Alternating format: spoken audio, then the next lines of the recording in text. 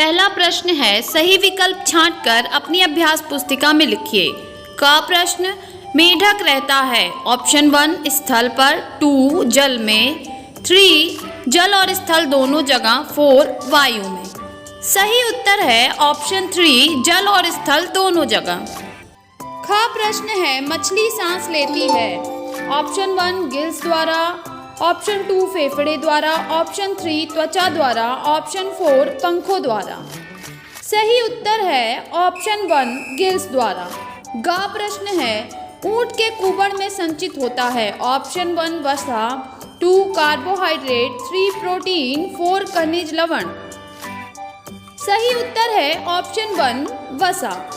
घ नागफनी का पौधा होता है ऑप्शन 1 जलीय, 2 मरुस्थलीय, 3 उपरोही, 4 आरोही।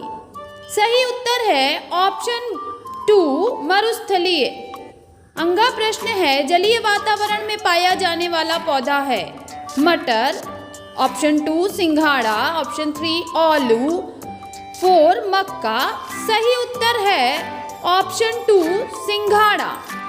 दूसरा प्रश्न है, रिक्त स्थानों की पूर्ति कीजिए। का मेढक पानी में श्वसन डैश द्वारा करता है। सही उत्तर है मेढक पानी में श्वसन त्वचा द्वारा करता है। ख प्रश्न है, नागफनी एक डैश वातावरण का पौधा है। सही उत्तर है नागफनी एक मरुस्थलीय वातावरण का पौधा है। ग है, अल्प विकसित जड़ें तथा वायु मृदु तक डैश पौधों में पाया जाता है। सही उत्तर है अल्प विकसित जड़ें तथा वायु मृदु तक जलीय पौधों में पाया जाता है। घ आलू एक भूमिगत डैश है। उत्तर है आलू एक भूमिगत पौधा है। अंगा पक्षियों की हड्डियां डैश होती हैं। सही उत्तर है पक्षियों की हड्डियां खोखली होती हैं। तीसरा प्रश्न है, सही कथन के आगे सही तथा गलत कथन के आगे गलत का चिन्ह लगाएं। का मरुस्थलीय पौधे कोमल तथा कमजोर तने वाले होते हैं। यह कथन गलत है। ख पक्षियों की हड्डी खोखली तथा वायु से भरी होती है। यह कथन सही है। मरुद्भिद पौधों में जड़ें अल्प विकसित होती हैं। यह कथन गलत है। घ शरीर पर घने तथा लंबे बाल और त्वचा के नीचे वसा की मोटी परत ठंडे प्रदेशों में रहने वाले जंतुओं में वातावरण से अनुकूलन करने में सहायक होता है। यह कथन सही है। चौथा प्रश्न है, सही जोड़ों का मिलान कीजिए। स्तंभ का को स्तंभ खा से मिलाना है। स्तंभ का में वायुकोश पक्षी में पाए जाते हैं। शल्क मछली में पाया जाता है। मेढक के पैरों में पाद जाल होते हैं। उपचर्म जलकुंभी के ऊपर पाया जाता है।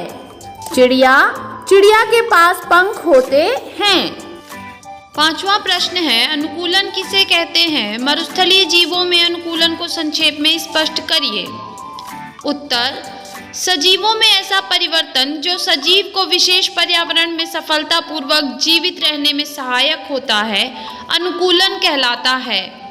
मरुस्थलीय जीवों में अनुकूलन: पहला, जंतुओं में जल संचय, खुरदुरी त्वचा, अधिक बाल, लंबे पैर तथा गद्देदार तलवा। पौधों में तना, मांसल, हरा और स्पंजी। जड़ तंत्र अधिक फैला हुआ तथा गहराई में। पत्तियां कांटेदार रंध्र गड्ढों में धंसे हुए। छठा प्रश्न है, जलीय जीवों में अनुकूलन की विशेषताओं को संक्षेप में लिखिए। उत्तर है, जलीय जीवों में अनुकूलन: जंतुओं में धारा रेखीय शरीर, जलरोधी शल्क, श्वसन के लिए विशेष रचनाएं जैसे गिल्स, गर्दन का अभाव, आंखों पर निवेशक पटल और पाद जाल। पौधों में शरीर कोमल तथा कमजोर, मृदु तक अधिक, पत्तियां पतली कटी फटी, पौधों के सभी भागों पर उपचर्म, वायुकोश इत्यादि। सातवां प्रश्न है, उभयचर जीवों में अनुकूलन को संक्षेप में उदाहरण सहित बताइए। उत्तर, उभयचर जीवों में अनुकूलन: पहला, इसकी त्वचा पर किसी भी प्रकार का बाह्य कंकाल जैसे शल्क नहीं होते हैं, बल्कि इनकी त्वचा आर्द्र होती है। दूसरा, मीन पंखों के स्थान पर 2 जोड़ी पाद होते हैं। तीसरा, 2 नासाद्वार होते हैं जो फेफड़ों से जुड़े होते हैं। चौथा, हृदय में 3 भाग होते हैं। पांचवा, पाद जाल होते हैं जो तैरने में सहायता करते हैं। 8वां प्रश्न है, वायुवीय जंतुओं में अनुकूलन को संक्षेप में वर्णन कीजिए। उत्तर, वायुवीय जंतुओं में अनुकूलन: पक्षियों में शरीर नौकाकार तथा धारा रेखित, अग्रपाद पंखों में रूपांतरित, हड्डियां खोखली और वायु से भरी हुई। कीटों में शरीर हल्का, वायु से भरा, उड़ने के लिए पंख। 9वां प्रश्न है, मदार किस वातावरण में उगने वाला पौधा है? उत्तर, मदार स्थलीय वातावरण में उगने वाला पौधा है। 10वां प्रश्न, किन्हीं 2 उभयचर जंतुओं के नाम लिखिए। उत्तर, उभयचर जंतु मेढक, सैलामेंडर।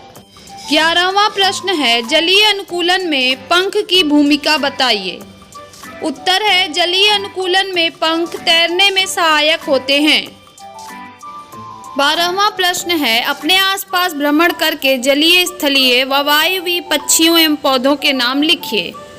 उत्तर, जलीय, स्थलीय, वायुवीय पक्षियों एवं पौधों के नाम: जलीय जंतु मछली, मेढक, जोंक। पौधे सिंघाड़ा, कुमुदनी, हाइड्रिला।